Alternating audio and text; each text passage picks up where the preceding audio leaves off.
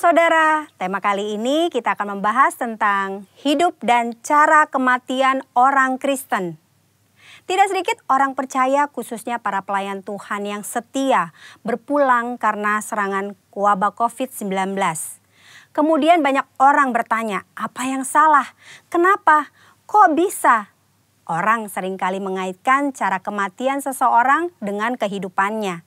Kematian adalah hal yang tidak terhindarkan dari kehidupan semua makhluk hidup di dunia termasuk manusia. Ada dua pandangan, yaitu yang pertama pandangan orang yang saleh pasti meninggal dengan cara terhormat, seperti mati dengan tenang, tidak menderita kesakitan saat-saat terakhir dengan kondisi baik. Pandangan yang sebaliknya yaitu orang yang berdosa besar. Mereka meninggal dengan cara yang hina. Maksudnya matinya menderita sendirian di saat-saat terakhir dan mengenaskan meninggal karena kecelakaan atau korban kriminal. Benarkah kedua pandangan tersebut? Tentu saja pandangan tersebut salah. Alkitab mencatat Tuhan Yesus sendiri diperhadapkan dengan pertanyaan dan situasi yang mirip. Dalam Lukas 13 ayat 1 sampai dengan 5 terjadi peristiwa matinya peziarah di Yerusalem yang dibunuh oleh Pilatus dan darahnya dicampur dengan korban darah yang akan dipersembahkan. Peristiwa yang kedua adalah orang-orang Galilea mati tertimpa menara dekat Siloam.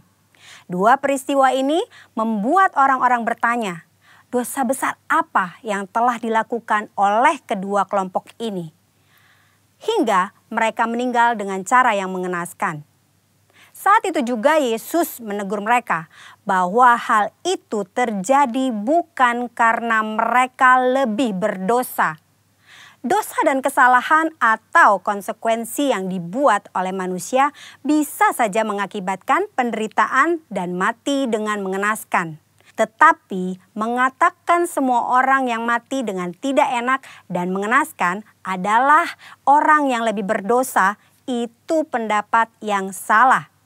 Apalagi mengaitkan dengan kualitas kerohanian mereka. Tuhan Yesus mengajarkan di Lukas 13 ayat 1 sampai dengan 5. Yang pertama, cara mati seseorang tidak menunjukkan kualitas hidupnya. Mungkin saja orang yang berdosa bisa mati atau meninggal dengan cara yang tidak enak dan menderita. Tetapi bukan selalu bila seseorang meninggal dengan cara yang tidak enak, artinya pasti karena ada dosa besar yang dilakukan. Jangan mengaitkan cara kematian seseorang dengan kualitas hidupnya. Yesus berkata dengan tegas, jikalau tidak bertobat bisa binasa dengan cara yang tidak enak, bahkan menderita untuk selama-lamanya. Yesus menekankan bahwa penting diperhatikan adalah pertobatan, bukan cara meninggal seseorang. Yang kedua, kualitas hidup seseorang akan berkonsekuensi pada kekekalan. Selain pertobatan, hal yang sama penting adalah menghasilkan buah-buah dalam hidup. Perhatikan perumpamaan pemilik kebun anggur dalam Lukas 13 ayat 6 sampai dengan 9. Si pemilik kebun anggur mengetahui bahwa ada pohon anggur yang tidak berbuah dan ia memberi perintah untuk ditebang. Namun si pengelola kebun meminta kesempatan untuk pohon itu dibiarkan hidup. Dan jika sudah diberi kesempatan masih tidak berbuah, pohon itu segera ditebang. Maksudnya adalah kita masih hidup.